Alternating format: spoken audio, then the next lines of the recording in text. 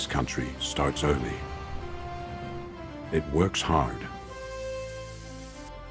It stays focused. It keeps moving. It stands ready. And it carries the weight. Strong coffee for a strong nation. Welcome everybody back to another great Beyond the Possible. And we're going to have a little fun tonight. Easter Sunday, maybe a little more laid back show. Of course, we got James. James returns for number 17 in a row. Just barely made it. Yep. Glad to be here. After his thousandth show last night, he had on Discord last night, which is amazing. 1,000 shows. That's a sure enough milestone, guaranteed. For anybody. Just keep on doing it. It's just so many people give up and not try anymore,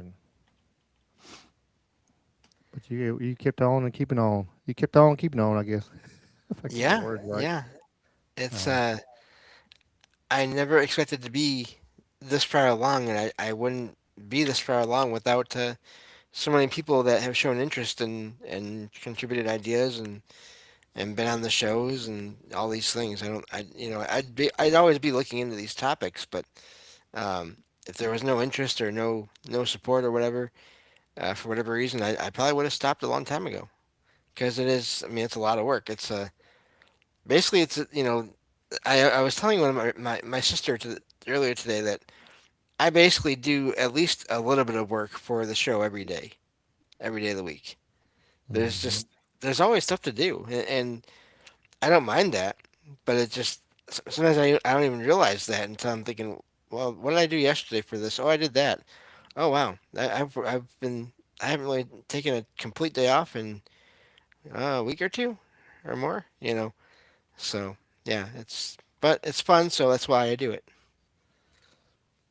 Oh, no doubt, and it is. I mean, it's like almost a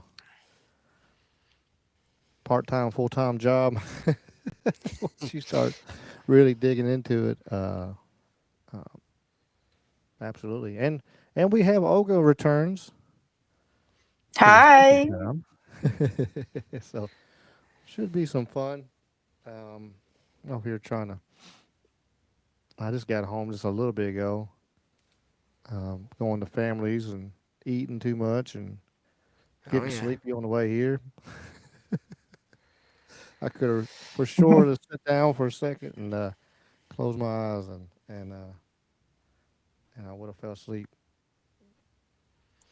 Uh, yeah. um, I almost did fall asleep. I was waiting for some file downloads to be transfers and all that to be happening. I was sitting here thinking, I'm so comfortable here. And I'm like, no, do not fall asleep. If you fall asleep now, you're gonna miss everything tonight, and I don't want to do that. So yeah, definitely Right. one of those days. yeah, it's just one of them days. Looks like we're actually we are should be everywhere. We're on the YouTube. We're on the Rumble. I think I might have figured out the trick to Rumble. Over here looking at That's that. good. Yep, there she coming up in the corner here. Miss Kitty wants. You haven't been here all day. You gotta give me attention now. There she is. Now she's in the picture. Uh, we got Nostradamus double dipping on the Rumble and the YouTube, making sure guaranteed he's here. And Bad Nurse is in the chat. A spooky Sunday. Happy Easter back to you, Bad Nurse. Yeah, it's like I said, we'll just tell have some ghost stories and whatever else, whatever pops in our head. Anything could. Just the way we are. Just I was looking at kind of a couple of some random stuff and everything. But let's start. Hell, why not we start with no volume on Rumble? Uh oh, I know what's wrong. Thank Uh-oh. you, Nostradamus. I know what I did wrong on that. Where's it at? Thank you. Thank you. All right. Rumble will have.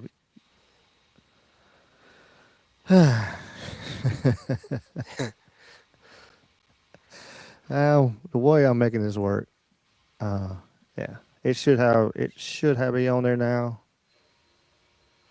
So Yeah.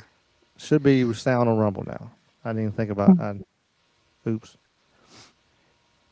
had to click another button here. But yeah, I'm glad back to the chat. It'd be terrible. Be an hour in, nobody sound, nobody can hear nothing. Oh my! I've not quite an hour, but I've had that like well, like for like a 24-minute show, I've had that for like we're like 15, 20 minutes in. People are like, "Are you on? We haven't heard anything," and I'm like, "Oh, Oops. okay. Well, we'll try this again tomorrow night, everyone." Because it's like too late to go back and reread everything I've been reading, and so yeah, Yeah, been absolutely. there.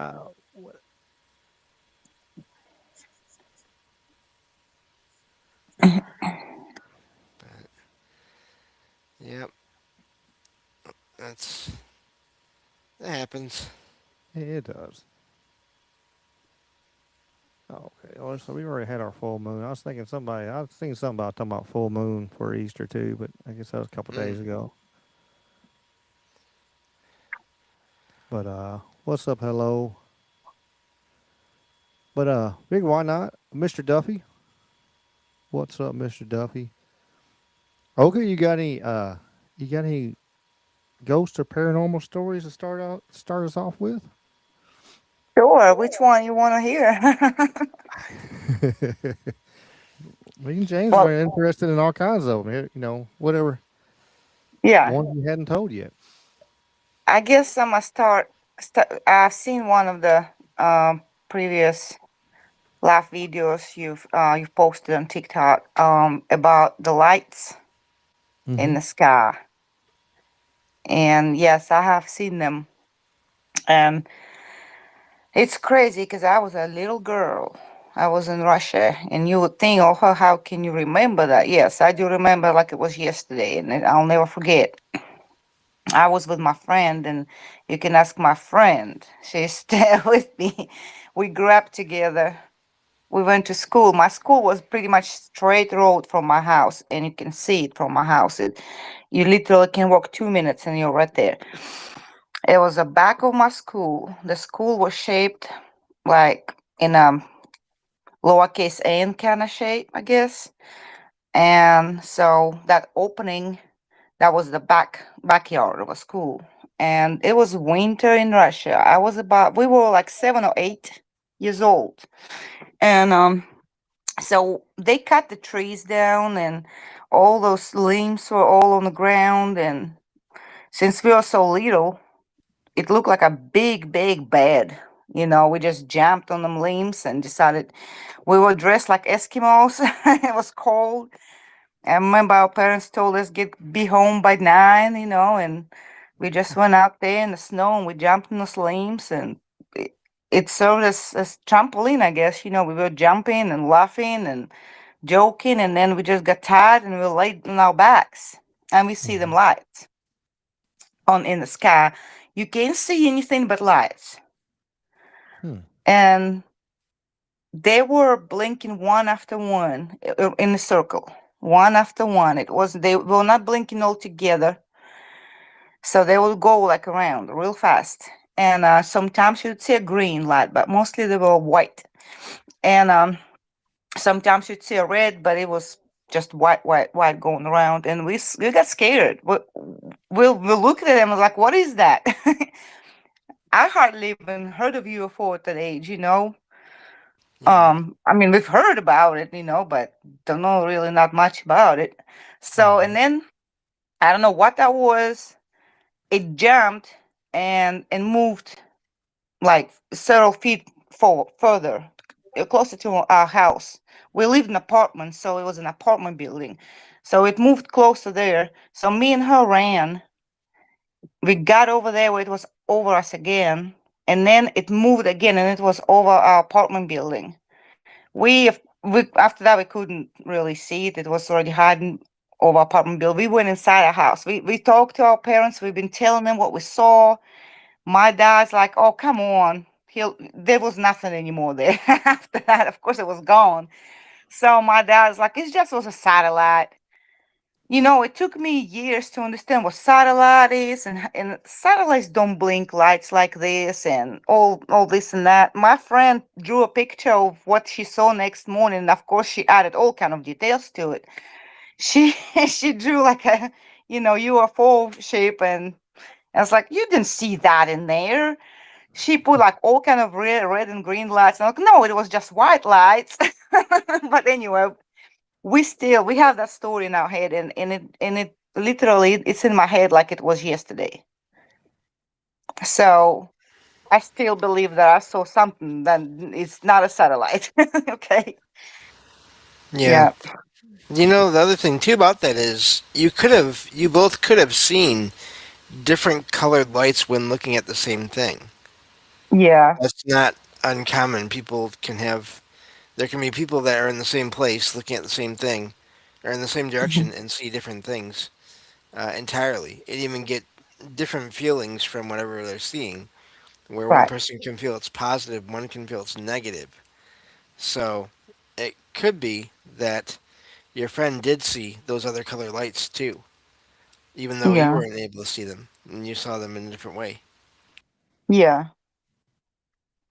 Yeah, because I saw maybe once something red blank. You know how airplanes, when you can see an airplane in the sky, and the light would just flash sometimes red. So I would see something pop like over there, but it's the way it was blinking. It was one after another, all white lights, just one after another, and it was going in circle, and it was pretty fast going. Right. So that's what I saw. Yeah. And of course, I mean, we told my parents, her parents, and yeah, they're just like, whatever. You didn't see nothing, you know? Right. That's what most Yeah. people's Yeah. mentality was, especially then, and even to this day. It's just now getting more kind of open to where you can actually say anything about stuff like that. Um, Yeah. I remember seeing some lights up in the sky when I was a kid. It was just a Mhm. cloud. But it was the only cloud by itself. There was no other. I remember we're coming home, coming up Highway 61, coming up. We're almost to Memphis right there in Walls area, and we Mhm. turn around and hit. I looked out my window and it was getting kind of later in the day, and I looked up and there's this cloud, and it looked like lightning and stuff was inside this cloud. Just it was getting bright. Um, it kept on. Excuse me, I ate too much today. We sit there and it was it was like something was inside there was like I said, kind of like lightning was inside. There were just lights popping and cracking and stuff. And I was probably like 9 or something at the time. I didn't ever say nothing. Nobody was like, what is that? You Mhm. know. Yeah, but I remember that as you see stuff like that as you kids. It gets etched in your memory. Um, like a lot of other stuff I don't remember from my childhood, but I remember that and the time like the angel whatever visited me, but I don't. There's lots of other big holes in my memory. Yeah. I Wow. had I had a whole series of sightings of. At first, it was one. The last time it was two, but blue light in the sky. Um, and it was funny because it happened after I had been talking with a friend. Those that know the people that have been on my show, Derek. He's been on my show a few times over the years, and he called in to my show last night for a little bit while he was working. But we have been talking about doing a show on just the possible ways that there might be contact between people and aliens, whatever aliens are. And we hadn't done anything yet. We hadn't done a lot of research yet. We hadn't done the show yet. But I guess it was just on my mind. And there was this one night, and I still don't know if it was random or if I was sort of called or led, but I decided at around like 3 in the morning one like summer morning to go and get the mail, which I hardly ever do because I always forget because I'm legally blind. I don't read the mail. Like I just check on the things and then that's about it. And so I walked out of my apartment, and the way my apartment complex is set up, they don't really have streets. They have these things they call courts, and it's buildings on four sides of this court with a road going in and out of it. And so I came out of my apartment and I saw the moon, but then I saw something near the moon. Just looked like a star, but it was really bright, brighter than usual. And I normally can't see stars very well. Uh, but I saw it and I thought, oh, that's amazing. I'm seeing this star. I hardly ever see stars like that. And I was walking around from my side of the court to the side that the mailbox was on because it was on the corner. And as I was walking behind this tall tree that blocked the light, I was thinking, wouldn't it be amazing if that was more than just a star or an airplane or a satellite or whatever? Wouldn't it be amazing if that was actually something anomalous, some kind of alien being or ship or whatever? And I came out from behind the tree, and the light had changed color to blue. And before it had been like just I don't know, just a bright light, like a white or yellow, or I don't even know really what color it was, but I just thought it was a star. But it had changed to blue while I was behind that tree, and also I got a feeling of a presence from it, which really shocked me, and I just stood there looking at it for a little while because I'd just been thinking about this thing happening, and it happened, and I was so surprised, but also I didn't want to do anything to end the experience early or to make whatever this was go away. And I did something I hardly ever do because I've heard so many accounts of people trying to communicate with other beings and it not always going well. But I got this feeling from this light that it was positive, and I just couldn't help it. So I decided to send out the thought "hello," just to say hello to whoever this was. And I got this thought back in my mind saying the same thing, but it wasn't a voice. It was just like the word hello, but it was so fast that I almost missed it Hmm. because it was just that fast. And I realized that was not from me. And so I tried asking questions, general questions about like who are you and why are you here? And I always gave some time in between, sort of the way you're supposed to do with electronic voice phenomenon recording, EVP sessions, in Mhm. paranormal and ghost kind of environments. But nothing else ever came from this light at the time, and I eventually decided, well, I can't stay out here all morning, so I got the mail and I walked back around my court, and this light stayed where it was the whole time. And eventually I said goodbye, and then I said something that got me in some trouble with some friends after.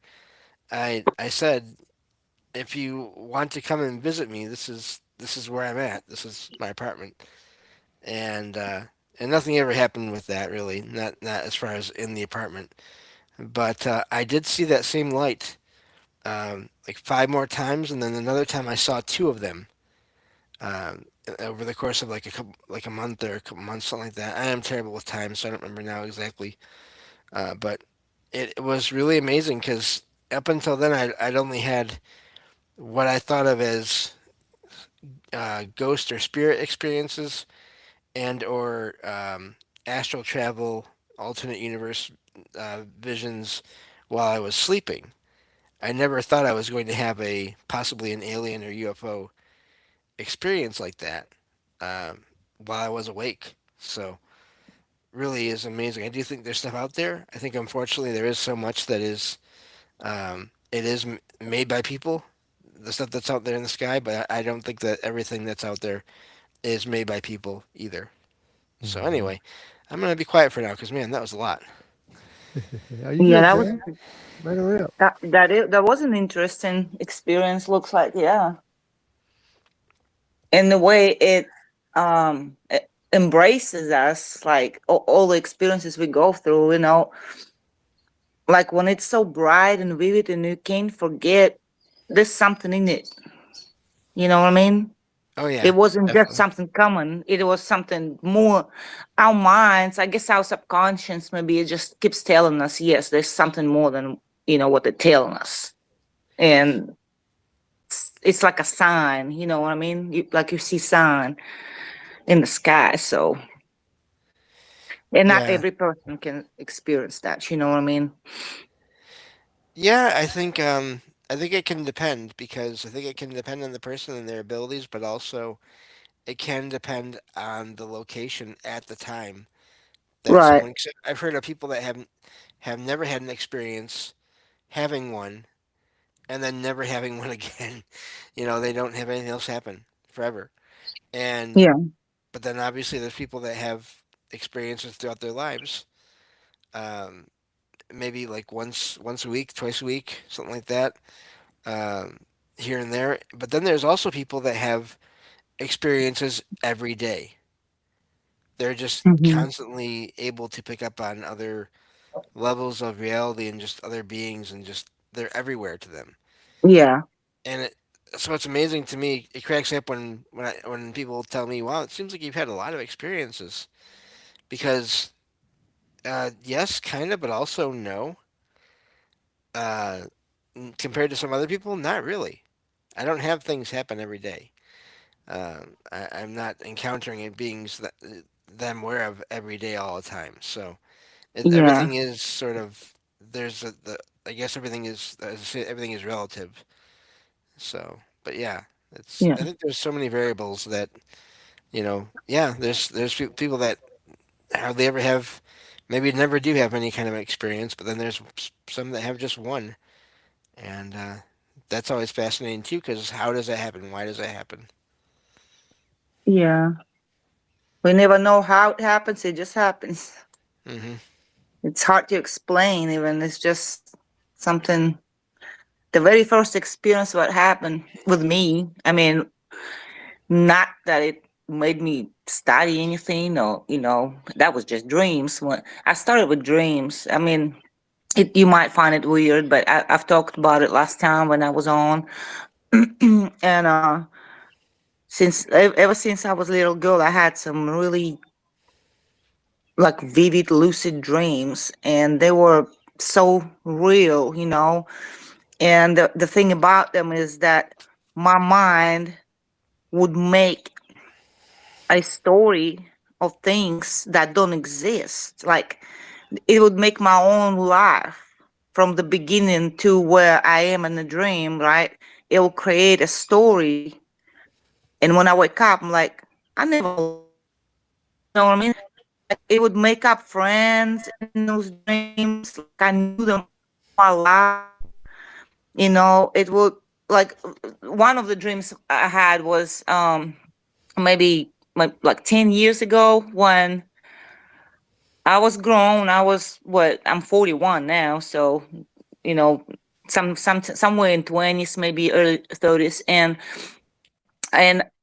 I went back to Russia in my dream, and just to see my parents, and I had that nostalgic feeling, and I was walking my street, my apartment, and I see a tree, and I see that bench, and I see every crack on that bench, and I would try to touch all the scratches on it. And I was like, oh my gosh, I remember me and my friend, we made this scratch on that bench. And it's like the whole story of your life, like like you lived it.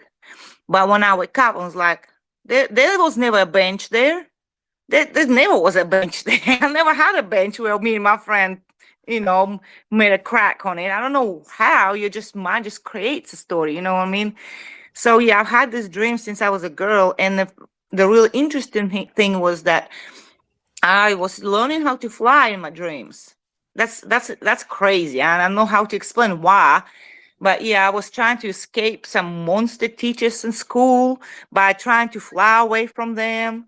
I was trying to find an exit from school because it was like a labyrinth, and I would go out on the porch and over school, and it's shiny day, and I'm out.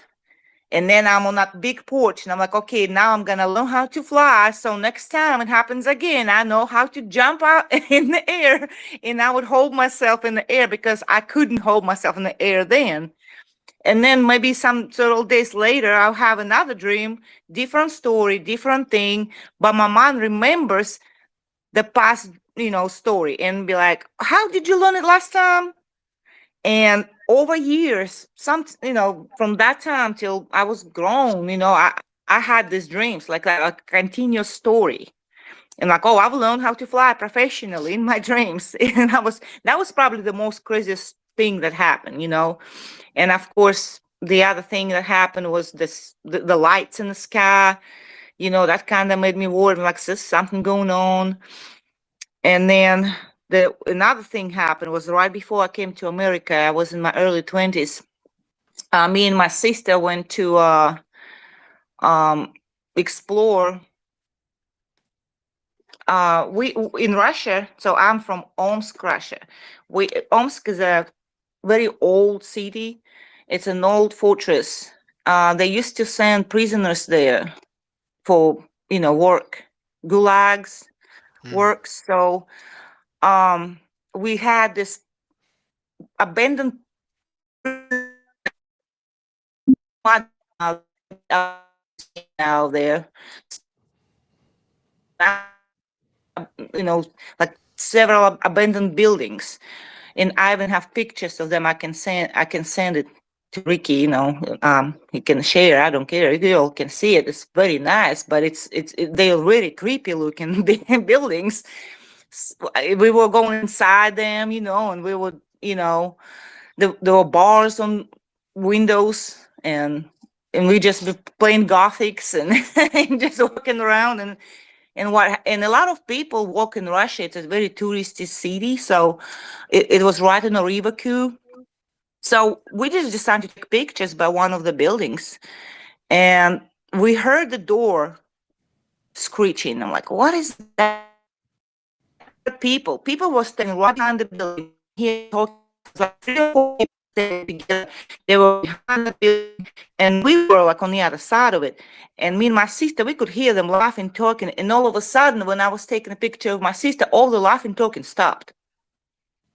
So of course, the only thing you could think, they probably gone. They just left.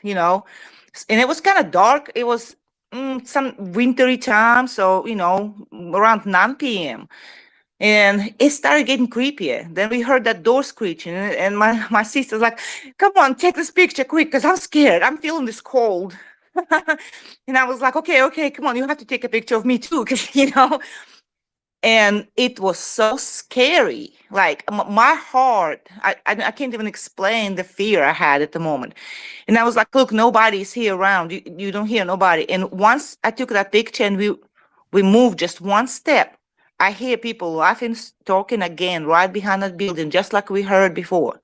It's like we crossed some kind of time, you know, border or something. I don't know. Something happened at this moment because why would we not hear the voices of them when and then all of a sudden we start hearing again? And it wasn't just for a second. It was several minutes. We just was standing there and trying to take these pictures and finding a good, you know, angle. And so that's another thing that happened to me. I still remember it now because it wasn't normal. You know what I mean?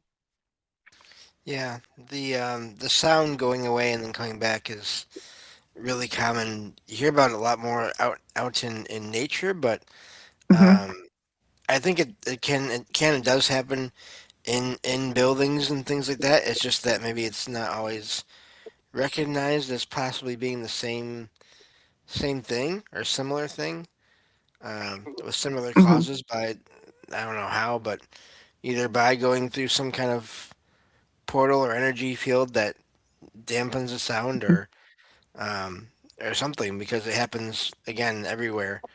Um, no matter what kind of environment, you hear accounts of that. So I don't doubt that's what happened with you all. They were probably the people were probably still there, probably still laughing and talking, but something changed in that room while you were there to where you couldn't hear it, Yeah. and then it changed back, and then there they were again. Hmm. Yeah.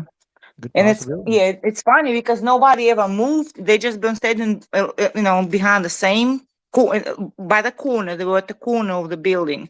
They were just standing there and talking and communicating constantly. So then nobody ever left. Even that's just crazy, and it's unexplainable to me. I can't explain it. Yeah, No yeah. doubt. No doubt. What's up? What's up, Merlin? What's up, Herschel? We got them in the house. What's up, Monique? Tim? Appreciate y'all being here. We'll make sure to shout everybody out on our special Easter edition. Yeah. Everybody's belly's full and half sleepy and Yeah, telling telling stories and everything. But yeah, that's you hear that, sometimes like James was saying, well, I've heard stories and I've heard, the maybe the theories on it is, you know, the how will I put this, kind of the way, not how we hear paranormal or hearing people, it kind of it that veil kind of lifts a little bit, and you can hear it for a second, and you can, it kind of goes in and out, and maybe again, like we talked about on here before, maybe it's not even paranormal, it's just actually tapping into other, you know, uh, some say, you know different verses or different levels of you know of the world, I guess you say, or however some people look at it. yeah, You got the multiverse level, or you just got different realms. You always hear people talking about realms, and we got different people coming on, and when the realms get close together and we can hear each other. Imagine we Yeah. we freak people out on the other side if that's that's what is happening. Yeah, but we us having conversations or something like that's going on over here and on this side of the realm is messing with somebody else. Like, what is that? What are they talking about? Mhm. Who is that? yeah. I Mhm. One of my recent shows where I was reading stories I found online from people that had experiences. They had this one night where they were trying to sleep and they had a out of body experience. And when they came back and they came to and they woke up, they saw this actually funny enough it was a humanoid figure, all white, but it had black eyes with white pupils, and it was in their room. But the thing is, it it seemed to be terrified of this person. Like it wasn't the way you hear in Hollywood. It wasn't the Mhm. person was terrified of whatever they were seeing.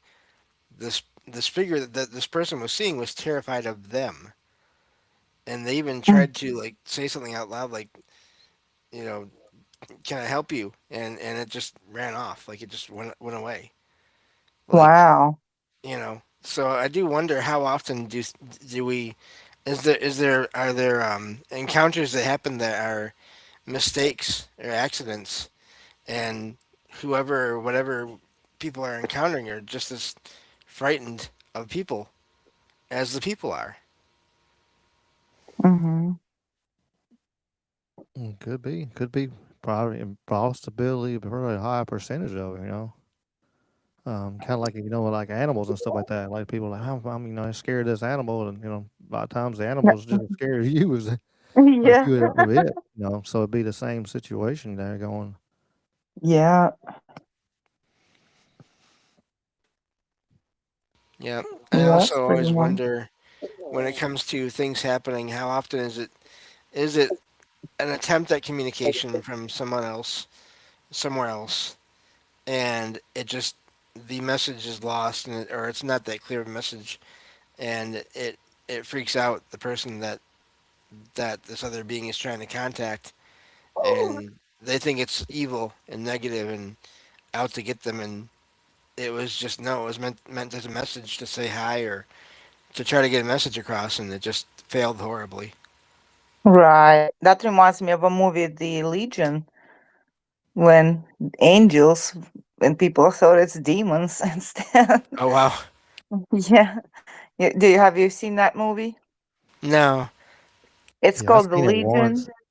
Yeah, It's pretty old movie. Yeah, they it's were at like a you know little store or whatever, like a little like a little restaurant, and yeah everything was trying to attack them. Yeah, yeah, they're trying to get yeah to that girl, the pregnant girl, whatever, to get the child, and yeah, that was a crazy movie.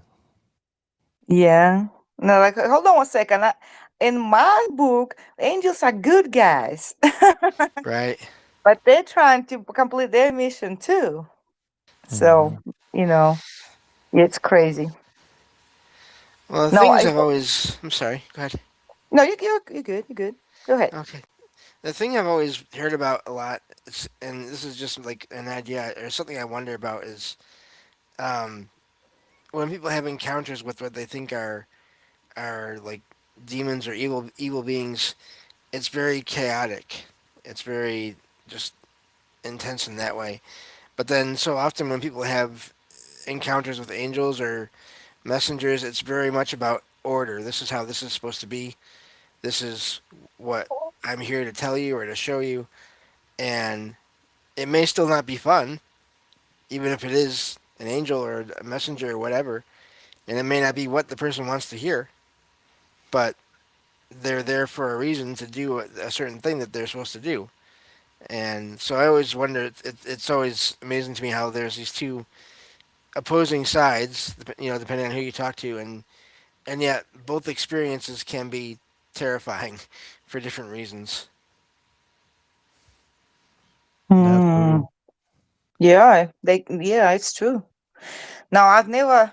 I, I really I've always wanted to communicate with or at least get an information for something like that. But once you get into a state of paralysis, like sleep paralysis or out of body, you just get terrified.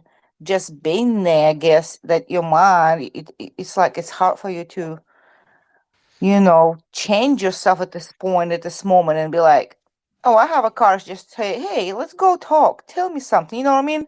You're just so terrified that you can't. Like I've been paralyzed. I've been in sleep paralysis many times, and I've seen a shadow moving towards me. It's just a shadow. It was like something in a black hood with no face. It's a shadow, no eyes, no face, nothing, and it just steadily moving towards me, and I can't do nothing about it. I still see my room with like a quarter of my one of my eye was quarter open, and I can't open completely. And I'm trying to force myself, please open up. I don't want to meet this creature. It's scary. It's steadily it's just slowly moving towards me. And right Yeah, before it got to me, I finally opened my eyes. I forced myself. It was terrifying. I mean, I've had that happen to me with that shadow. It happened once. One time it happened where it was several shadows at the end of my bed, just kind of like showing up and disappearing, like crossing some kind of portal in there. I don't know. And it's just like tons of them just passing through. And it happened to me but before. It's thank God it doesn't happen to I haven't had any sleep paralysis experiences lately, but I've had it happen when I was married with my ex-husband a lot. So yeah, Hmm. it's terrifying to me. Even if you think like once I wake up and be like, I should not be scared. Next time it happened to me, just go ahead and face it. Just face your own fears. I mean, ain't nothing gonna happen. But I can't. Like once it happens, you just can't. It's just something blocking you. It's so hard. Hmm. Just that primal, fight or flight, kind of thing kicks Yeah. in, and yeah, like I told a story where I had to, um, I felt the room get all cold, and and it was just there was a entity spirit at the end of the bed and was trying to get my attention and sit there, and I did the normal. Let me put the sheet over my head because Yeah. it was weird because it felt like the room. It looked like on a movie in real life, and like the whole room got huge, and I got real small. Like everything got huge, and I sit there and I'm like, and I could see it, and I'm like, nope, I'm not dealing with this today. So I threw my blanket over my head, and I'm like, nope. And I remember it hitting the bed, and like, and then it just waited and come to me in my dreams a couple days later. So, but Mm, uh, yeah. before I forget, before Merlin gets me, James, he said those things. What we were talking about earlier, just a little bit ago, was using a cycloak and they fear anyone who can see past it. Hmm. Okay. Yeah, I What don't is it know. again? Those he said those things that James talked are not kind, nor are they nice. Well, I yeah, I don't know. Are you talking I about those creatures with white pupils? could be. I think so. I think so. Okay. Um, Yeah. I don't know. That and that could be one thing that happens, or one entity that's out there. But like I said, this person, their experience was that this being was terrified of them. So, not that I'm doubting what you're talking about, Merlin, or saying that you're wrong. I don't not saying that at all. he said However, yes. That's what he's talking about. The ones with the big. okay. However, I think there's all the things out there. So I'm wondering, was this something similar to that, and that's why it wasn't quite the same. It wasn't sort of mean or terrifying to the person. It was the opposite. I don't know. I just I'm kind of I like to go by what the experiences people say they've had until as much as possible. Without it's hard to say. I don't want to doubt what people say or take one person's word over another person Hmm. about Mhm. one person's experience. I hope everyone gets what I'm saying. I just don't want to disrespect anybody, the person that had the experience, or you yourself, Merlin, or anyone. And it's not always easy to try to walk that line. So Mhm. that's, I guess, what I'm trying to say there. Yeah, no doubt. And before I forget, I made that comment about the seeing the possible. I think about it now as possible. I say the scene. I always said it. Said it's seen as angel. Nostradamus asked me if I'd tell that story real quick since we're on angels anyway. I guess it kind of segues over there, but it was just. It's not much. It's not a huge story, but I was little, and I remember we were at our old house, and we were still living in our old house, and I remember this tall. All of a sudden, this um, tall dude was in my room and had a glow to him, and I got up and was standing in front of him talking to him and having a conversation with him. And like everything was the same in the room. Everything was. I remember I think the curtain was open down back my Rolodex in my brain. But Yeah. but I don't remember the thing that's always drove me crazy on it is I remember everything about it but what was said, and maybe it was just something I need to be said right then, and I don't know.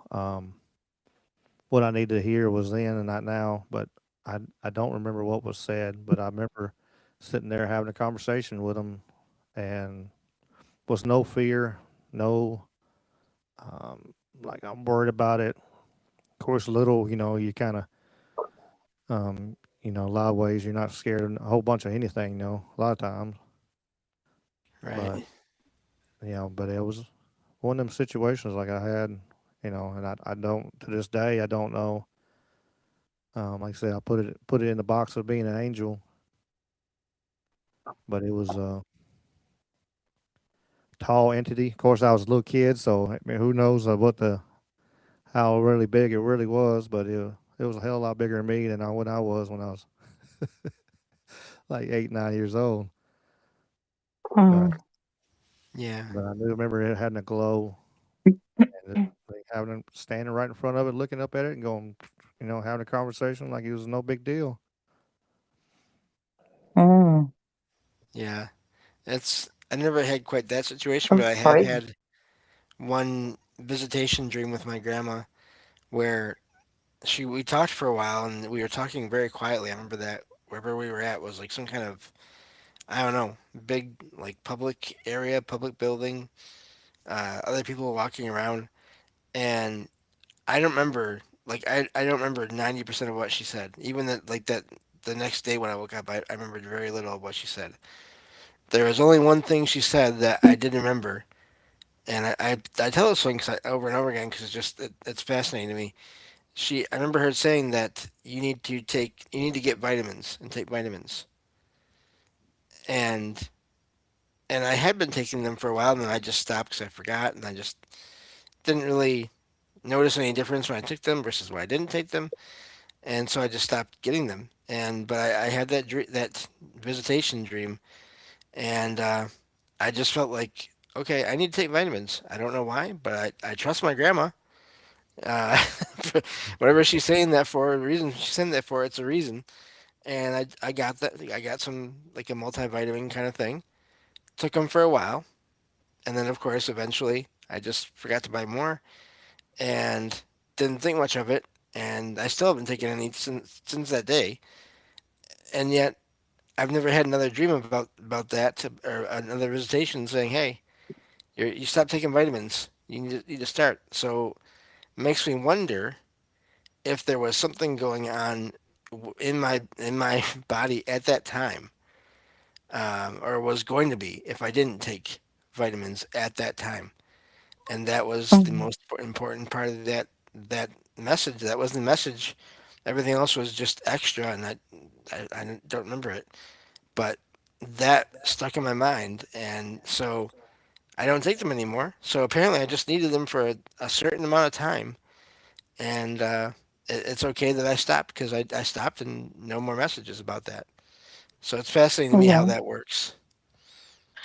Yeah, your body, your body always talks to yourself, to you, through different, through dreams even. It tells you that you're missing something, but you gotta do something. It can project your favorite person that you always trust or whatever, giving you an advice or anything. But like, my mom, for example, she was missing something in her body for a while, that she started eating an onion, just a raw onion by itself, like an apple. She would dip it in Hmm. salt and eat that onion out of nowhere. Probably for a good year, she did it, and she Mm. said, "I don't know why. It's something missing in my body. It's like your body just talking to you, like something is missing to you, and it's trying to get you. Your subconscious just trying to kind of reach to you, I guess, to let you know that something is missing in you. Sometimes it's good thing because it's like it's your inner you is talking to you. You know what I mean? You're trying to find you. It's good for us to find out about ourselves first, like what's inside us. We have to meet our inner us. Hmm.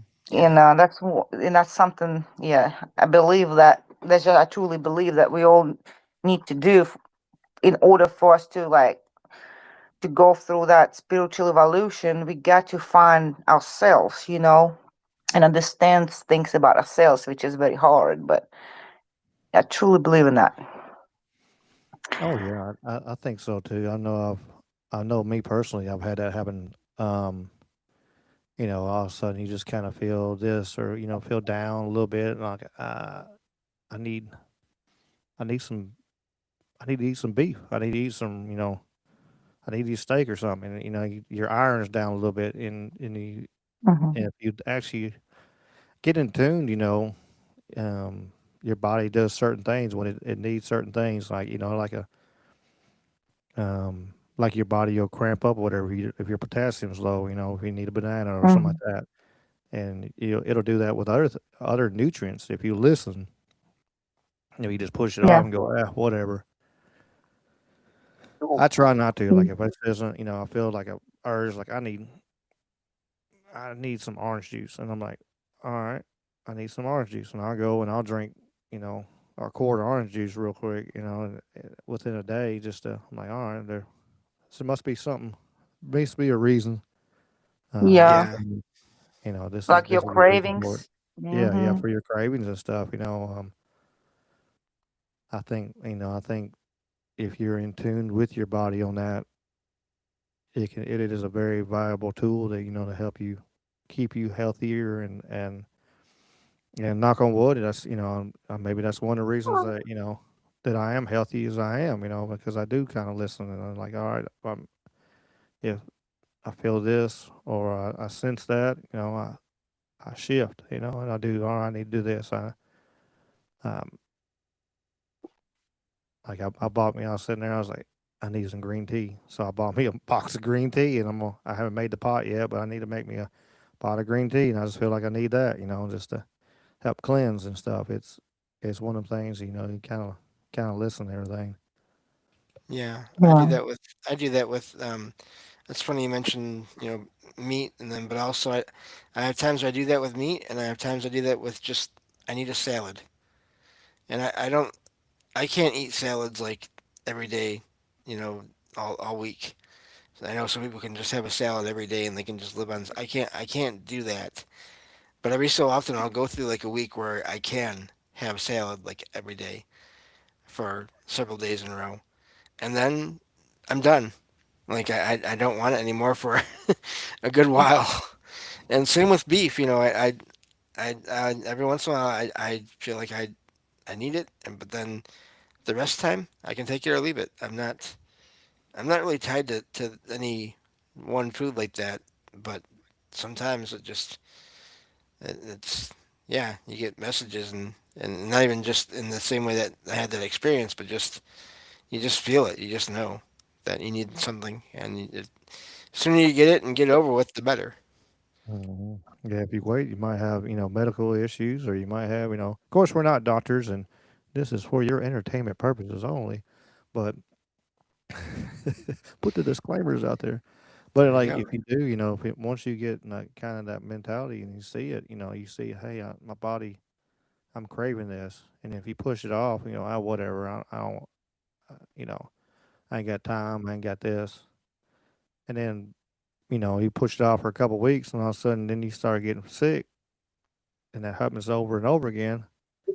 Then when you don't push it off, okay, I need to go get this, just it's one of them experiences you can actually really truly try it, at home. It's like one of them things like, all right, if I feel like I get this craving and I need a different food that I haven't been eating, you know, then you eat it, and then you, like I said, you go on your way, like boop. Like I'm with that with, I really am with that with beef and stuff like that. I get a Yeah. wild hair, and I'm like, all right, I need a cheeseburger. I go get a Yep. cheeseburger. Mm-hmm. After that, 99% of the time, if I go out to eat or something like that, I'm getting some kind of chicken. I mean, Yes. and Same so, here. but once a blue moon, like boop, I just feel like hey, I need it. So, and it's something to play with, something to look into, and possibly help, somebody stay a little healthier. Yeah. And also, I've learned um, things about ghosts and visitations of somebody who passed away a long time ago. Most likely, and most of the time, if you actually see somebody from past who's trying to lead you somewhere, most likely it's going to be a demon taking the form. So you have to be real careful with this visitation. Demons love that. They love to trick you. They love to make you think and feel that there's somebody who you can trust. So just kind of be careful with this in case you get in a visitation. You gotta double check these things because they try to get you in any way possible. And same things. We talked about orbs before. We used to talk about orbs before. The orbs. They're nothing but the shells from dead people. They have no conscience in them. They're gone and they're just shells. But those that follow you, they're not. They're demons that reside there, I guess they feed off that energy there. I don't know. They're just tiny, they're low demons, I guess, low level demons. So we gotta be very careful because they do like to, you know, take a form of something you love and trick you and take you to wrong, take you just wrong direction, I guess. Yeah. That's why I'm kind of always skeptical about if I see somebody that I love who died and trying to talk to me, even if it's in my dreams. I'm like, no, I don't know if I should trust that, because I never know. So, Yeah, fact check everything. Fact check what we say, what what ghosts tell you, everything else. I tell everybody I don't you know I'm gonna fact check anybody. I used to upset people, and I have till to this. And I still do, I guess, to this day. Maybe not as much as I was younger. Because they're looking at, well, you're young, you're a kid, whatever. Just take our word for it. Like, no, I'm not taking your word for it. You're gonna have to explain to me, and let me see what's going on here. No matter what the situation was, they had to do some explaining here, and I always fact checked it. I looked into it, did a little research into it, or I just start asking questions. All right, if we do this, then that means we're going to do this, this, and this. Even work wise, like, and they were like, "Well, just do it." Like, no, I'm not just doing it. I had to tell one of my foremen, I was like, "Look, I'm just going to be honest with you. He hadn't really been around me that much." I was like, "Look, this is what's going to happen. I've dealt with the backlash of others, and they didn't understand me. I was like, I'm just going to be upfront. I was like, look, I'll 99.9% of the time do everything you need me to do and do exactly what you say or tell me to do." I said, "But I'm going to ask questions and I'm going to try to figure out. I got to make sure everything computes in my mind. But most times I'll do it, but you're going to have to answer some questions." Oh, all right, cool. But yeah. But I don't know. I always, no matter uh, if it was a preacher, I've had preachers and tell me stuff, and I go look and fact check them. I've had, to everything from everything in between. I don't know. That's just me. No yeah. matter who it is, I don't care. And it's no disrespect to anybody. I'm gonna. And it's just how I am. That's how I'm wired, and I'm gonna ask questions on whatever anybody tells me anything. Yeah. I did have a one experience with some ill spirits in the room, and that was really scary too. I moved to America around 2009. So my ex-husband and we were staying. We were living. I don't remember exact address, but I can find it on map. And I don't know if you would know that street name, which that's what I forgot. I forgot the street name. It's not far from Poplar. It's around Poplar. It was McDonald's on one side, and on the other side was like a Renaissance Bank, and a little road that goes through Renaissance Bank and it just kind of curves around. That's where we stayed. Um, I was young. I was 24 when I moved there. Me and my ex-husband both were 24. He just finished Oxford College at the time. And so his parents decided to rent this house for my ex-husband and his sister. The house was very old, built like in 20s, 30s or something like that. It's a real old house. It had two houses on the property. And I had a guest room that was built into the main house that had a separate entrance. So it was made for me. I get they were very old fashioned, they follow them traditions people. So sometimes I would stay in that room and I had my bed and I had my own bathroom and in it. it was nice and cozy, you know. It just, you know, I felt lonely in it. It's kind of cold, you know. So sometimes I just like being alone by myself, and I would go there, and sometimes I would spend night there, you know. But something was always bothering me every time I was going to bed. I don't know why. I used to paint too. I would just get up and start painting. I had an easel and I just start painting. Like, well, I just don't feel like going to bed. It's kind of, I don't know, just something was uncomfortable about it, you know. So one time I was, you know, it probably about a couple months later, you know, I decided I just went to bed, and as my sister-in-law, she lived right behind the wall, pretty much. And there's a big door that's always locked. I can't get into her house, into her part of the house through that door because it's locked. But I can hear sometimes she would invite her friends there, and they would play games and talk, you know.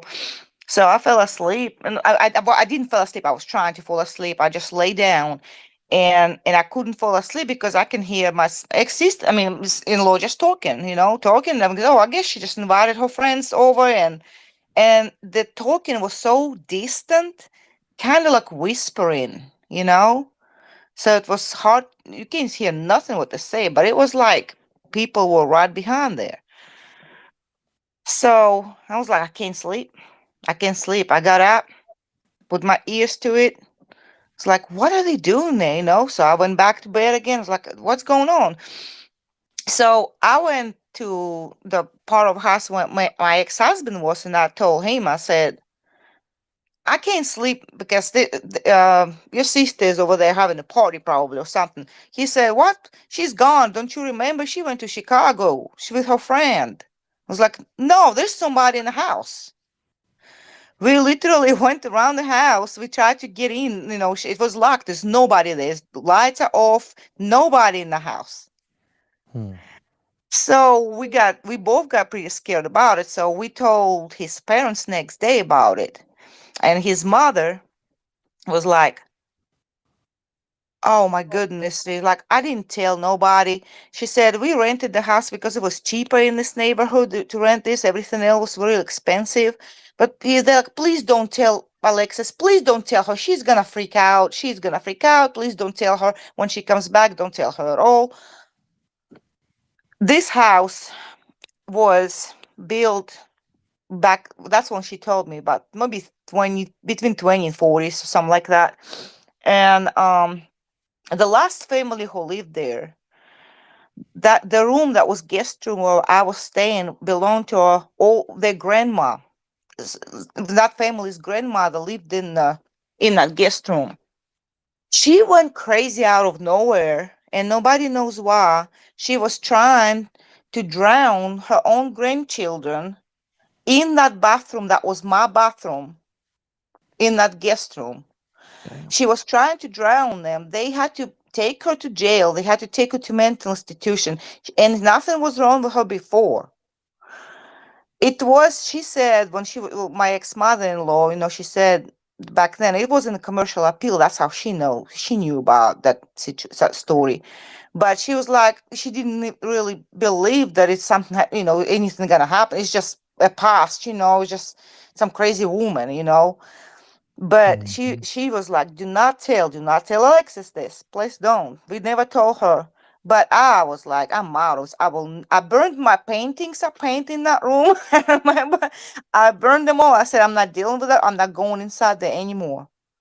What did you Every time paint? I would, Was I was it used to anything paint. specific? I was gonna say, yeah, was I it anything specific that you were painting that, you know, you wake up in the middle of the night, start painting, or was it just Oh, it wasn't in the middle of the night. It was just in the evening time. Sometimes during daytime I would paint, but mostly like if I couldn't go to bed, I would just sit there and try to paint something.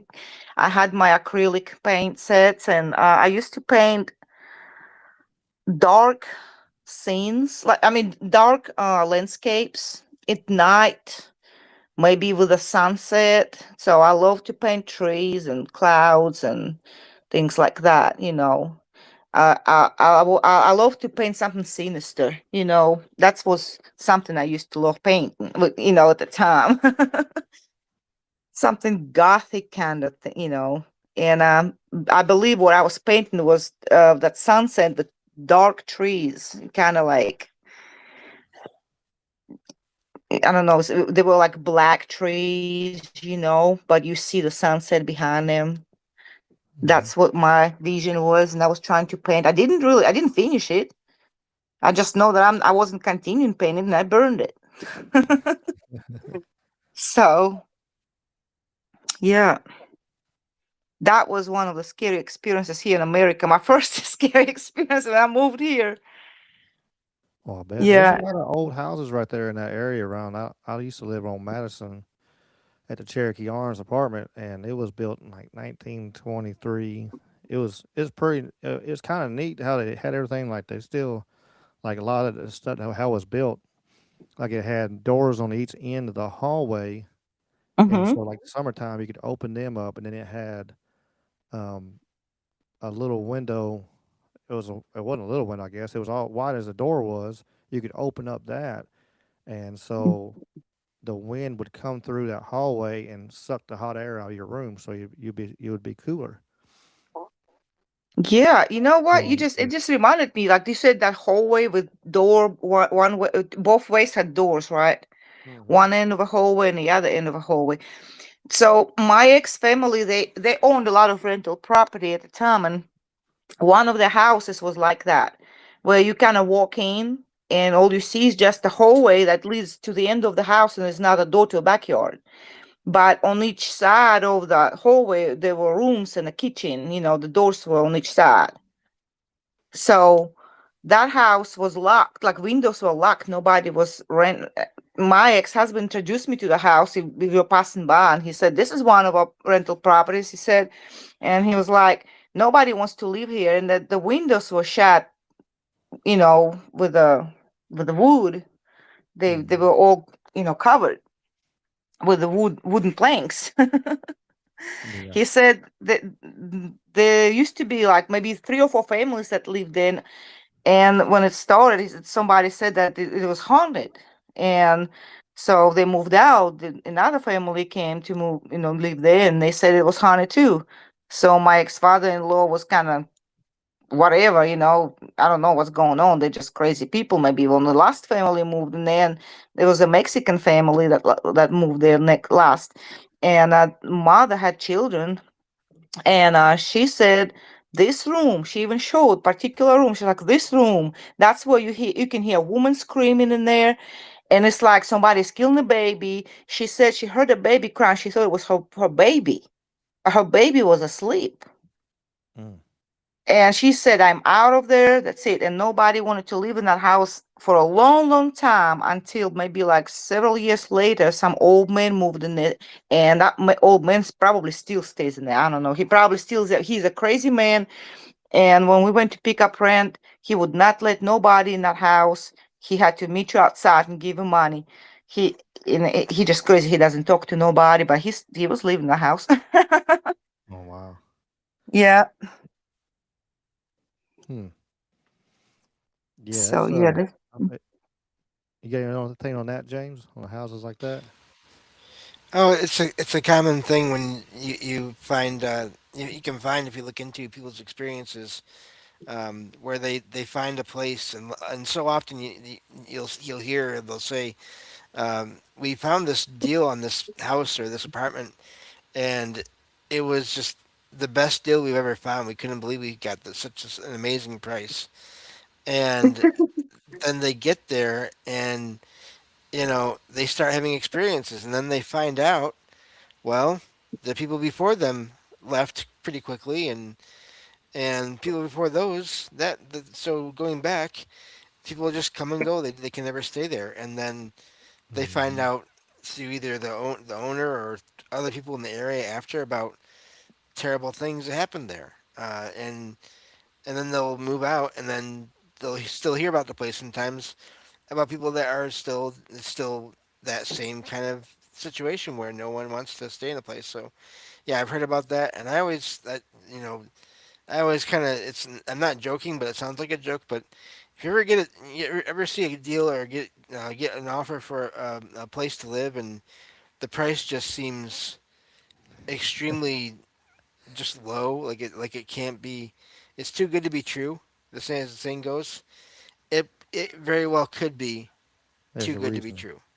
Yeah, Yeah. there's a reason behind it, and those stories always amaze me because, like, it's you'll hear several families have that happen, and none of them talk to each other. It ain't like, hey, this Yeah. family turn around and say, hey, this house is haunted, and then once they get in there, then they start feeling sensing stuff or seeing stuff or whatever. But listen, no, it's like one family move out, and then months down the line, like you said, hey, this is house is for rent. And it's third third off the price of any other house in the area. Like it's just like the devil made me do it house. Up in what Pennsylvania, I think it is, or whatever. Um, that was the reason they moved into that house was because it was such a great deal, and Right. Right. I was like, man, this is I think it was like a third off or something like that. I don't remember exactly the details on it, but that was one of the reasons why they moved into the house, and then they had all that terrible stuff happen, and um, if you had watched any documentaries on that, it's wild. It was the first time in history that they brought up a case. Was legally it was brought up to the judge, and their defense was you know demonic. Uh, you Yeah. know was demonic, and it was so he got less time, and but for like I said, the ones that hadn't heard about that, y'all check that out. There's lots of great documentaries. A shot doc I know on Discovery Plus. There's a great shot doc on there. But the devil made me do it.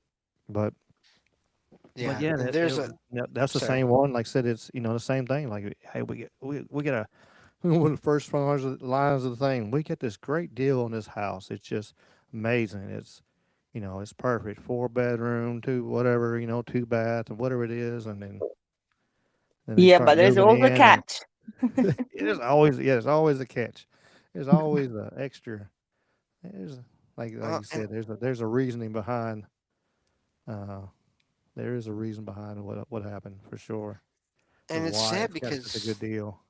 yeah, and it's sad because so often you also hear in these cases, we've been looking for a place for however long, and everything is just too expensive, and this is the only place we could find that we can afford.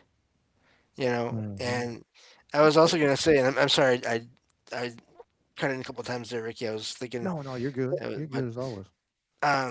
if you ever want to just see a show where that's very similar circumstances, just over and over and over and over and over again, look up a show called A Haunting. Hmm. I I've watched mean, some of those. I think I remember. I might have. That's an yeah, old show, isn't it? Yeah. Hmm. it's I think just so. The Hunting. Yeah, it's old show. We've seen some of it long time ago, but it's a series. It's a whole yeah. TV series, and it's just case after case of um, and not every single case, but just so many of the show of the reports in that show, the experiences that they talk about in that show are very similar. It's very much this. There's details that are different, but we Hmm. found this. We needed a place to stay. We moved into this place. It was a great deal and great location for this and that and school and whatever else. All these great details about it. Great benefits of being at this place. And then there's just activity starts picking up, and then they have to move, and sometimes they just lose all their money, but they still have to move because they can't stay there. Yeah, they gotta go. Yeah, Yeah. I looked it up. Started in 2005, 11 seasons. Yeah, the first one it shows season 11, episode 10 right here. It was talking about a newlywed couple experiences unexplained events after moving to a remote cabin. Like, yeah, it's, um, like you said, it's one of them sad situations. Like, hey, this is, all we could afford, and then they were, like, this is a, you see, you're like, man, this is a blessing. This house is a blessing because this is we were finally able to afford a house and then the size that we need, and then come find out that you get extra friends that come along with it, and extra Yeah. situations. What's up, Jason Yeah. Barker? Mister Knights of the Storm is in the house. Um, yeah, it's but yeah, I think I remember watching some of the episodes. That I watched so much. I used to watch a lot. Oh, me too. Discovery Plus. You pop up on my Discovery Plus, and some of my, it's guaranteed it don't show any of the other stuff. It just all it shows is paranormal and the shot docs and um all that kind of stuff. It's because that's all for a little while. That's all I watched, especially with my. And I would mess with myself. I put my surround sound on too, so I could hear the sounds of the moving around in the room or something. Uh, yeah, And of I course, I think I mean, did that. I think I did that on purpose too. That way, it was like, okay, if there's extra sounds in my house at this moment, then I'm just going to put it as the show, and it's not yeah. And because I've heard a bunch of like rewatching TV a bunch of times, and had my on my old house and stuff where I had. I wonder. I don't want to say nothing to the dude because I'm like, no, but like, I wonder if he's having any of those situations happen because like it would. I'll be sitting there and all of a sudden, bam, hear the cabinet door close in the kitchen, and I'm yeah, like, and I look down and both cats are laying in my lap, and I'm like, all right, just keep on watching TV, and I ain't saying a word, yep, and, and that's all you'd hear. You just all of a sudden you just hear, a door close or something like that, and I'm like, I'll just sit here and like I say, I'll look around, and me and the cats all turn and look, and then we look down and look at each other. I'm like, we're gonna sit here in this chair and keep watching our TV and keep on keeping on. Really. yeah. Whatever's Wasn't over you? there can be over there, and we'll Yeah. be over here. It's like you're all like saying to each other, "Was it you? No. Was it you? No. Was it you? Oh shoot, we're all here." Yeah, Okay. exactly. That's exactly what it was. Like we were all, I mean, truly, me and Shadow and Miss Kitty would turn and look, and then we look at each other as Miss Kitty just Oh fell man. off this chair over here. I heard her. She's so clumsy sometimes. She must have fell asleep on it. I can't see her because I got my screens right in front of me, but there's a recliner on the other side of this desk. Well, it sounded like she was laying on it and must have fell off asleep and come tumbling Oh down. my gosh, Logan, my cat. Back when I had one of those older fashioned, the big box shaped TV, you know, Mhm. she used to lay on top of that thing, and sometimes she'd fall asleep up there, and all of a sudden I'd hear a bunch of scratching and pawing at the top of the TV and look over, and she's like nearly falling off the thing, and she has to like get back on there, and or she'd fall off, and I'd be like, "Cat, what are you doing?" Scare the heck out of me. I had no idea that was coming. So yeah, Yeah. but the thing with that show and there was something I was going to say. Oh, the thing with that network, again, I think it's good to watch those shows here and there for reference and all that. But like it's TV, so it's all so much of it is focused on all the negative things. And Mhm. so if you're watching that all the time, that's not going to help you either as far as like thinking maybe you had an experience. So yeah, that was you put yourself through a lot there, Ricky. That's pretty amazing. You know, oh my Yeah, gosh. knowing the other stuff that's in there. Yeah,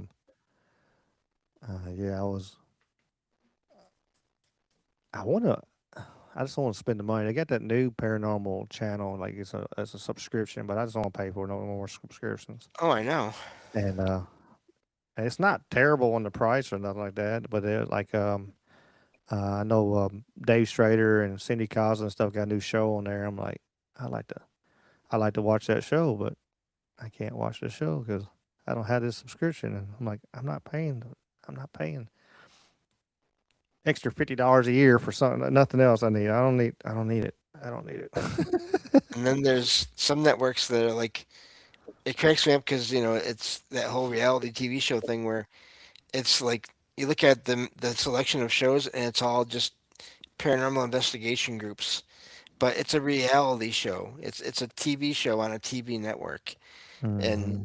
the only thing that's different from one title to the next is like the location or the the region that they're from, and not that there aren't real paranormal investigators, there are, but also that the whole image of that has just been monetized so much, turned into a business in a way. And Mm-hmm. it's just, I can't. I found a network. I was thinking, oh, this will be neat. This looks like a maybe I'll check out this network. And I was looking at the menu. I was like, oh, they're all the same. Okay, nope, I'm done with that. I think some are like, yeah, it's some like some of them sound the same kind of narrators on them. It's like, all right, whatever. But speaking of that, just for our little segue for our moment, make sure you're here on the 19th. We do have a paranormal group that will be here. Well, at least one of the three, I think, will be here. Let me the Memphis Seekers of Paranormal will be on here. So Oh, yeah, wow. yeah, Nice. It's a yeah. couple Thanks. weeks from now. Yeah. 2 weeks from today. Yeah, thanks to Ricky. He told me about them, and then I reached out, and they were like, "Yeah, we'll come." So, and so they'll be Yeah. here. They'll be here on the 19th. So that should be a fun one. I know they've been some of the play. I know they went to Shiloh and some other places, and that I've been. So I'm curious. I'm curious on the you know feedback, and I can say what happened to me there, and they can tell you what happened to them or whatever. Or Yeah, who knows where, who knows how it would go. But it should be a fun conversation for sure. I yep. think it should be a No, that real sounds fun like one. it. Yeah, I'm looking forward Well, to that one. yeah, Hmm. me too. Yeah, it I'm should. sure Ricky will be happy to see him too. Yeah. He'll be on here. Like I said, it'll be the 19th. So 2 weeks. Um,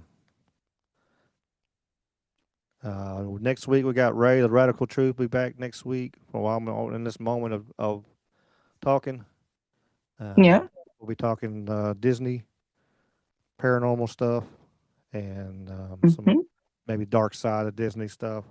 So should be Okay. fun on that. And that'll be next week. So I guess I'm trying to bring some guests, but and everything we're having fun.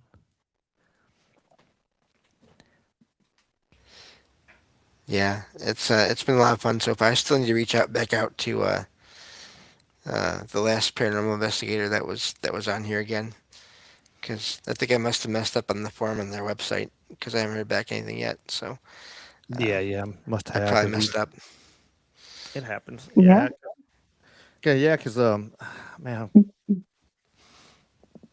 let me look. I'm brain because that was a fun one. That was a fun one. And him It having all them was. haunted dolls sitting behind him, like man, there's no way. Yeah, and then I mean the way just the internet there just cut out. Yeah, It the was like very end, like the very end, like like all come right, you've had on. enough. You're Yeah, done telling stories right now. You're done, and it just boop. And yeah, Matt Harvey there of we Deep go. Woods Yep. Paranormal. Yeah, I had to pull it back up because I'm terrible with names and um. But yeah, that was Deep Woods Paranormal. He's on the Rumble. He does a good job, and if y'all go back and listen to that show, um, man can talk. He is amazing. Like Ricky and I, He, what we you could tell barely he had to. used to start by himself. You could tell he was Yeah, truly, like he does like shows by himself because you tell like he could let her rip and just feel the whole 2 hour plot by himself. yep. But but that was but yeah, that was fun. And like I said, that his his stories and some of the stuff that's going on with them dolls, man. Hmm. He is brave. Yeah, like the one where the face comes out. Like I was like, the only thing I could picture, and he said, yeah, just like on Vigo and Ghostbusters 2, where he comes out of the picture and turns his head. And I'm like, there's no way in blue hell if I Yeah, got something sitting in my room that I can see Uh-huh. something come out of it like that. I'm having it still there. But I mean, I do understand the I know what he was saying. He was trying to get, some of that stuff. He was trying to make sure it wasn't other people wouldn't get, kids wouldn't get, his dolls and right. stuff like that. And somebody give this, this pretty doll to a little girl, and then all of a sudden now she's got a spirit in her room or messing with her or something. I think about it, but um, Yeah, and I mean, you hear that? That's a common thing too. People get this doll or find this doll in the new place they moved into, and it's not just the doll. There's someone else there Yeah. in or near the doll, and you know, um, it's Well, yeah. Go ahead. Sorry. I'm sorry. No, go ahead. Oh, I was just gonna say there's even cases I've heard where people will have experiences with dolls, and then they'll get rid of them. They'll even throw them out, or just whatever they have to do to get rid of them, uh, and it'll appear back in their home. Same thing with, of course, Ouija boards. I've heard of that as well, where these objects that have energy or consciousness attached to them somehow make it back into the place again, even when you try to get mhm, rid of them. And that's an intentional movement of objects, and possibly, I mean, even in some rare cases, it seems like some kind of teleportation. And Hmm. that's intense because it's one thing when objects, there's all kinds of accounts of people having experiences with things in their home that appear or vanish out of nowhere, and it's just a one-time thing, and there doesn't seem to be any intelligence behind it. But then you have the cases with the dolls and all that. That's different. That's a whole other level to all that. mhm. Yeah, you hear Yeah. some of them like they'll be in trunks and stuff, and then they're like, all right, I'm Hmm. tired of this thing being messing around, and lock it in a trunk up in the attic, and then next day they come out and it's sitting there in a chair looking at you, going, "No, buddy, this is where I be." like, Yeah, like it's Yeah, time the for me the to go. great. And you stay here in this chair, and I'm going to go, and you can have this chair and this house and the, everything else the in it because I'm going to head on down the road because yeah, that's I don't know. It's you see that story, them stories like that happen all the time, and man, it's freaky. Yeah, Like and the crazy thing about all this is just like every single one of us can use anything. You can create your own doll, your pillow, your little pillow, can be a doll. Every single one of us can bring negativity in our lives and lives of others so easy, much easier than positivity for some reason. Every single one of us is just can easily invite demons in our lives and bring this here, and use it.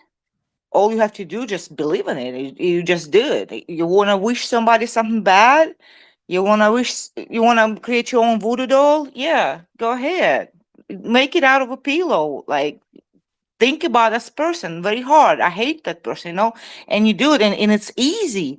And honestly, if you Google this person, his name is John Ramirez. He's pretty famous. I don't know if it's any way for y'all to find out to contact him or not, but pretty sure it's possible. But he's an ex warlock. He's a demonologist. He used to do that. He has documentaries. You can find a lot of documentaries about what he was doing and who he was, and he got saved by Jesus. He talks. There's the whole story is about him and his life and his cult and everything he was doing. He would tell you easily. All I was doing is just go. He said all I was doing, I would go to the store. They were selling all this, paranormal stuff. It doesn't matter if they sell it or not. I can go to Walmart and buy whatever I want and make the same thing out of it. You know what I mean? And as long as you just have this intention and you do it, it's there. Your dolls, any doll can be possessed. Anything you put your negative energy into it will work.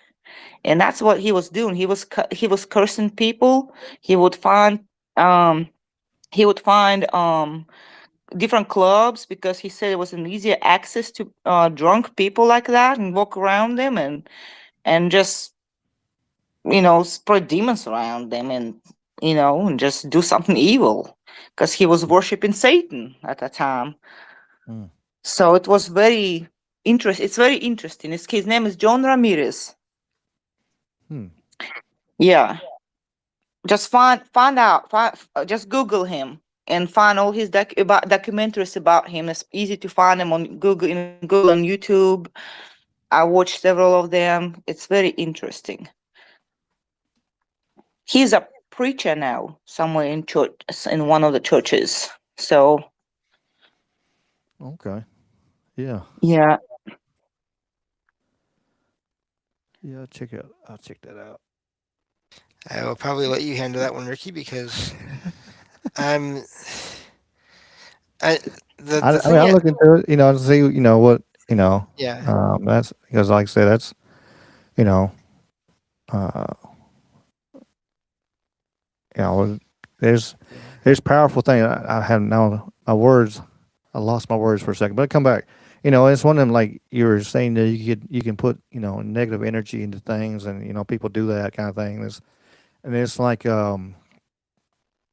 it's like they say, you should watch what you say, watch your words, hmm, how you say things or how you say things to people, because they're powerful, it's because that's why they say, words, that's why they call it spelling, because it's casting a spell, but so if you really are putting some really negativity out to somebody, um, you, possibly could be doing that, and yeah, because I words don't have know if it power. turn around and there be consequences, against you because of what you putting that kind of negative curse or spell on somebody because not even trying. You hear stories about people opening and portals and do all kinds of stuff. Now they're trying. They're like, well, just playing around and see what they can do. And like you said, Ouija boards and seances and stuff, and then they don't know what they're doing and they leave stuff open and they shouldn't close and whatever else. But uh, I think still on the other side of things that you have to watch. You got to watch what you say to people. And because that, um, because you could put somebody, put something on them, and it could, possibly bite you in the ass at the end of it. Because anything is possible. yeah, and it's not that I'm dismissing it. These things is not real. It's not that at all. It's just that at this point I've been doing so much research into everything that, like, yes, I know that there's evil stuff out there, but the more I pay attention to it, the more sad, depressed, angry I get. Mm-hmm. The more I'm gonna start being more negative, and I don't need that. I have my own enough of my own anger and things going on just because of my low vision. I don't need to be looking into these these the extremely negative situations or experiences all the time when there's plenty of amazing shows that do that already. Mm-hmm. And you all here talking about that, and you're amazing at that too. And I just so I leave that to everyone else because that's not my not my area of I guess skill at talking about these things so much. No, I mean I don't blame you because I mean there's a I, in my mind it's always it's supposed to be balanced to it. Yeah, if you listen to negative music, if you watch negative TV, you know, like I told the story a bunch of times. Like my dad, like he was watching the news and got all really mad, and I finally just told him like, cut that shit off, Dad. Look, and what? I was like, cut that shit off, and he was like, I said, you're gonna have a stroke if you don't cut that shit off, and he cut it off, put a Yeah, comedy on, and his whole everything changed. Um, just there's like I said, everything in balance. But if all you fill your mind in is negative, negative spirit, kind of things or negative energies or negative music or negative mindset, then yeah, it's going to bring you down. It's going to bring your aura, and it's going to bring you down to a lower level because you're filling your mind and filling your yourself with so much negativity that you gotta if you do. My recommendation, just for my 2 cents, is if you do want to look into it, I don't see nothing wrong with it, but there's got to be a balance to it. You got to look at Yeah. like we do on Wednesdays. We always we talk a lot of negative stuff in the beginning, or you know politics or whatever else, and hell and damnation of that. And in the end, I try to show fun videos and cat videos and anything else I can find. Music. Last week I did music. Just trying to just that balance, because I mean, if we focus on the negative, it's going to the bad thing about the negative, it'll engulf you and it'll encapsulate you, and next thing you know, you look up and you're just negative and miserable, and like, man, what the hell happened? Why am I so miserable? Yeah. Why am I so angry? And then you're like, and then if you able to look at oh, all I'm feeding my mind is negative music, negative visual, negative connotation, negative books, negative everything. And then so it's got to have that balance. You got to have that if you do want to look into some of that research and everything into some of that negative stuff, it's possible without losing yourself. But you have to have a positive things to do into it. You got to look into the positive things. You got to look into you know listen to James and listen to the good fun stories. If you got to, whatever you got to do, especially in the paranormal wise, you want to listen. There's lots of good positive stories. There's lots of Casper stories, I guess you say. And then, yeah, there's stories of demon houses and all kinds of stuff. If you like listening to that, you make sure you listen to some Casper stories to go with the demon house story, because you don't want to just be. I think this is, like I said, this is my 2 cents, my soapbox. Mhm. But I think you got to have that balance. You can't, and really truly on that. I think you need to lean to the good. But have to be, I think 60-40 really, good to negative kind of thing. It could be a good balance of, and it's all in each person. Some people can handle looking at all kinds of crazy stuff, and it don't even affect them. Yeah, Um, that's amazing to Yeah. me. and then others Yeah. that you see one negative thing, and you're tearing up and you're emotional because of what you just seen. And so it's all in an individual journey, because everybody here, everybody's different. Everybody's had different life stories and live life situations, and so that's why you got to find your balance and find your yin yang of this kind of thing. But I'll jump off my soapbox now. Let's. No, you're fine. Yeah, because I knew a guy too. He, he used to have them crystals, and then just clear crystal, clear color crystals, and whenever he has any negative, he would put it in one crystal, and whatever whispering into it, whatever he was doing, the other crystal would be where he would store his positive. And I remember when we visited him, he showed us these crystals and stuff. Like, I don't believe that stuff. What the hell, man? There's one crystal was darker and the other one was lighter. And it's like, yeah, this energies change colors of crystals. And he was like, here, I'll give you this piece of this positive crystal here. And I was like, I ain't taking nothing. My friend took it though. And I was like, I don't need no crystal. I'm okay. I have my own on one day maybe, but I ain't taking nobody's. But Yeah, yeah, yeah, he was doing that. Yeah, Mm. yeah. my weirdest experience I had with anything that was not mine, that was actually in a store. Um, and I've mentioned this before because to me it's fascinating because of the questions it raises. There's this one store in my town where I can walk to, and it's all like just party supplies and candy and like trading card game cards, and just random stuff like that. And they have a back entrance. And a few years ago, I walked in there through the back, and just was gonna get like a pop and a candy bar or something, something simple like that. And as I was walking, after I got in and I was walking past some shelves, I got this weird feeling like, oh, there's some energy there, some presence there to my side. That's weird. And then I just walked past it, and then the feeling went away. And I was thinking, well, wait, it didn't move. It was still there.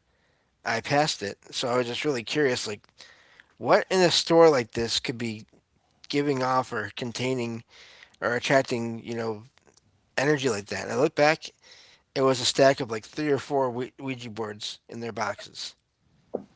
Oh, And Mm. so then to me, obviously, no, I'm not touching them. I'm not using them. No, I'm not getting. But the thing that it made me wonder was, were those used sets, or were there are were those was that energy basically intelligences or consciousness that knew about the boards and what people would use them for, and were already attached to the things, just waiting for someone to pick them up?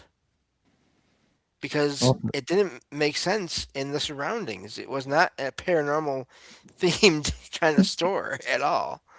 yeah. So, I wonder like they're like pre-charged or wonder. I wonder like they yeah. when they make them, they whoever the company that makes them kind of I wonder that because I know when I was up I forget where I was at one of the fights. I like to at the fights. I like to if I have time. I like to go around and check out thrift stores and stuff when I'm out of town. And one of the fights, I turned around and I was walking around, and all of a sudden I looked, uh, and I was like, I just felt that weird feeling, and I turned, like I said, kind of like you said, and I did the same thing you did. I turned and I was like, oh shit! And there was a Ouija board right there, and then there was a whole cabinet full of other kind of Oh, unique wow. items, and I'm like, well, I'm not going over by this. Let me keep on walking. Leave you. I'll let y'all stay here, and Yeah. which it was a weird, it was a cool place, but like they had a bunch of weird like uh artwork and just sculptures. That's the word I'm Hmm. looking for. Had a bunch of weird sculptures and stuff that sitting there up in windows as you come up the stairs and stuff. And it was like it was just and but then like I said that one booth had all it was all kinds of stuff in there. And I was like, let me let it alone. Let me go look at this other cool stuff over here. Um, but yeah, it's funny how like I said it's something if it's something brand like a brand new Ouija board in a box, you know, Yeah. and maybe so, and maybe like I said, maybe um, certain entities or whatever has realized what they're able to do with those boards, and like I said, go ahead and like when they see them, they're like, oh, let me jump on board with that, because I know Yeah. I'm gonna get it released in but somebody's place because somebody's gonna sit there and uh, open up a open up a door and not know how to close it. So let me jump on yeah, board here, and go along the way. That's yeah, but that's what John Ramirez was kind of talking about. It's like it doesn't have to be that it can be used a new board. You open the portal. It's not the board that opens it because you don't have to have a board. You can draw it yourself on a paper. You Oh, you yeah. can you can make it yourself. It's a brand new board right there. It's your own portal. All you have to do is invite just and mostly that's what's gonna happen. You're using this pagan kind of ways to communicate with something. You're always gonna invite evil with this. And it doesn't have to be something that's attached from a past. It's all on you. You are the driver of the car. You know, Mhm. Yeah. it's not the car. It's a driver. So I yeah, would you don't say, have to worry about it was used by somebody else. Yeah. right. Yeah. I would Merlin says, say "Go not ahead, John." always evil. Uh, Many times, yes, possibly, but not 100%. Just Hmm. based on accounts I found. of experiences. I've found accounts of experiences where the board tells them, stop this, like we're done here, and Yeah. nothing else would happen, and nothing else happened since then to the people that were involved in it. It was like there Yeah. was someone there that was just like, no, we're not doing this, and you know, and then so it's and I don't mean to argue with anyone. I'm just saying based on if you look around enough of these experiences, you'll find just ranges in everything, spectrums in everything. Oh yeah. I mean, there could be good witches and bad witches. It's just I'm a biblical person. If God tells me no, I'm not gonna do it. It don't matter. The Bible tells me not touch it. Don't do it. I ain't gonna do it. I know it's possible, and I know you can. You wanna do everything out of your good heart and positive, but this is not what God wants you to do, and I'm not gonna do it. I ain't arguing with nobody. It's just me personally. You know what I mean? Right. Mhm. So Merlin said, if you yeah. have any used hex tools, make sure you bury them in salt. Do not burn, or the energy will return to past users. I have heard Hmm. stories, if for where people burnt like Ouija boards and stuff like that, and it didn't turn Mm. out, it did not turn out well. Let's say that, but It's weird though because then I've heard other ones where it does solve it. That's why all yeah, this is so I have too. difficult. Yeah, I have too. Where once they destroyed it or whatever, they buried it, um, and then everything went away. So, Yeah. um, I think it all is unique in the situation. Really, that's the amazing, Yeah. What? insane, Yeah. thing about this is it's all there's, it's it's not there's not one answer. It's not like yes no answer. Especially with the Yeah. paranormal, there's no yes no answer on paranormal. There's so many variables and Yeah. to the infinite degree, and it's all in situation. It's all like the different people. It's the different everything. It's with the more you look, like I said, the more stories you hear, and it's such an individual thing. You hear similar stories, but it's such a individual thing to how that either they did away with it or they brought more in or open up stuff. So it's a personal on that. I think kind of more of a personal journey on that too. Yeah. Watch out, Yeah. Shadow! Don't be putting your butt towards the camera. Get your butt down here. Come I used to believe that one ring that my grandma gave me before she passed away was evil because I felt like it brought a lot of evil in my life. But I did bury it in the backyard before. But then a year later, I found it and I got it out. And but then I saw resell. I just sold it to one of the banks. So I don't know what about reselling stuff. They only gave me Yeah. such little money for it, but I know it's worth a lot more. you know? Yeah, I mean, maybe if it's if it's truly attached to that item, it'll go wherever um, wherever the item Wherever goes. it goes. I've heard those stories, and like if it's truly attached, if it's not something with you, and I've heard those stories. I'm sure James had too. Where certain items and it only reacts with that one person. Yeah. Um, so it could have been uh, it could have been either way. Since it did have connection to your grandma, it could only affect maybe you or it could be something tied to it. And when you whoever got it now is who knows, maybe they're what are they going through. I don't know. Maybe they sold it too. Never They know. might have sold it in Yeah, a hurry too. just goes Very good. around and maybe it got remelted. It's- There you go. Yeah. Uh, Well, got about 5 minutes left. that went by fast. Yeah, yeah. It's that went by really fast. Tonight, He said 47. He should be about ready. Ah, there he goes. Tonight on Troubled Minds, we will be sending our Rumble chat that way in just a little bit. Here be dragons, the interface reality with Darcy Weir. So, which is a rare occurrence. Very, for Troubled Minds, it normally don't have a just one guest. So that'll be a special show for sure. Like I said, we'll be Yeah. passing on.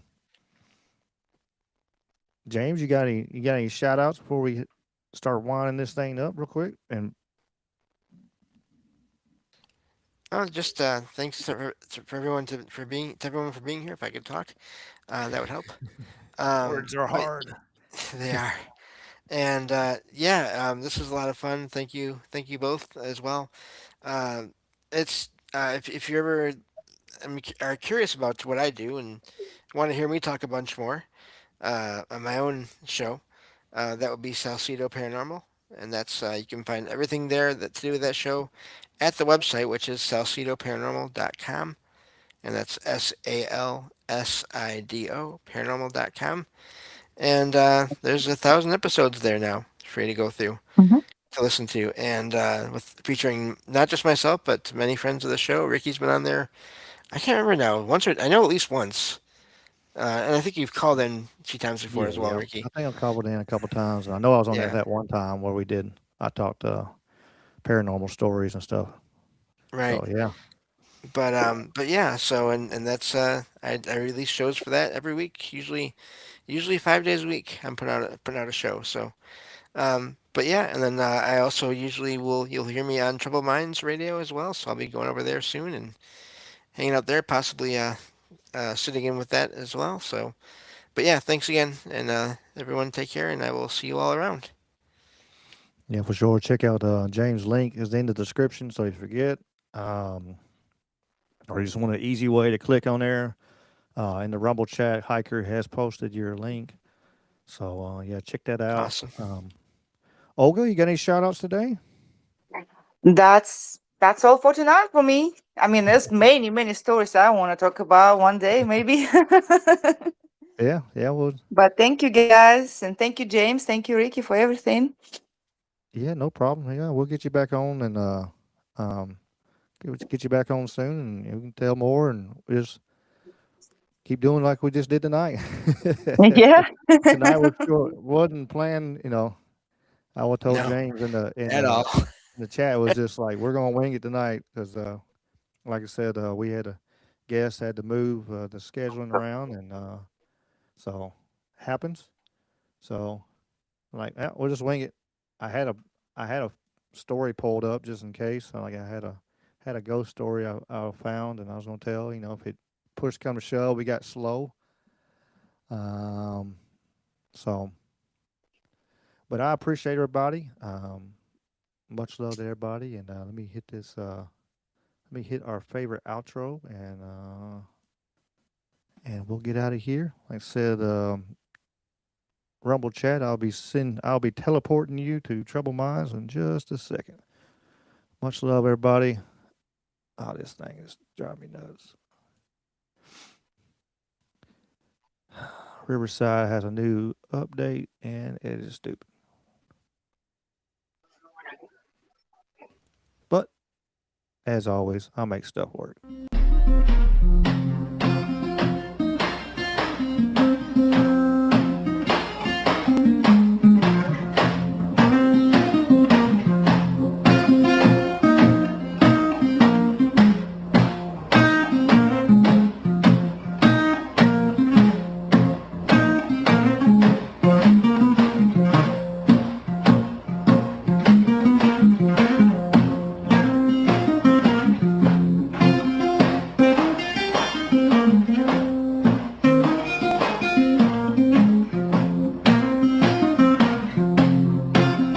Don't want no shackles.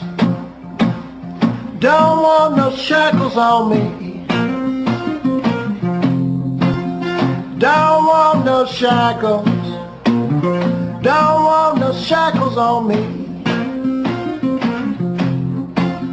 I sat down with Big Brother, don't like those RFIDs. Got the blues about my freedom, got the blues about tyranny.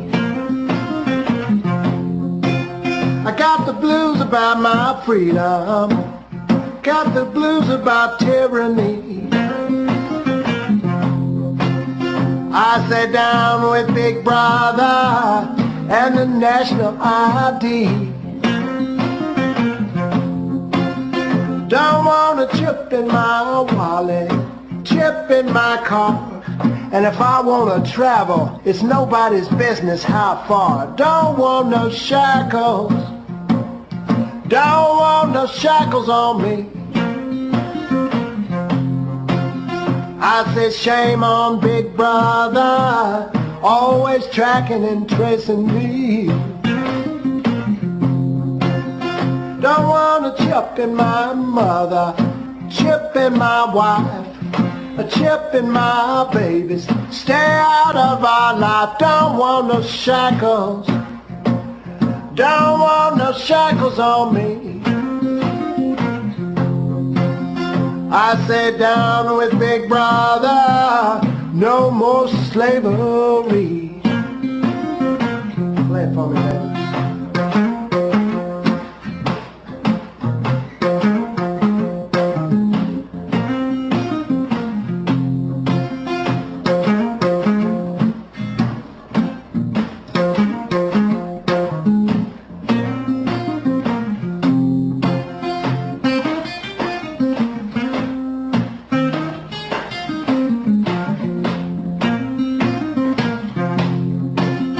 Now, do you want a chip in your forehead, a chip in your arm, always tweaking your brain and causing you harm? Don't want no shackles, don't want no shackles on me. I sat down with Big Brother in the good old USA. I sat down with Big Brother, down with Big Brother, down with Big Brother, down with Big Brother, down with Big Brother. Don't want a spy chip in me. Everybody, I sat down with Big Brother, down with Big Brother, down with Big Brother, down with Big Brother, down with Big Brother. It's all about liberty.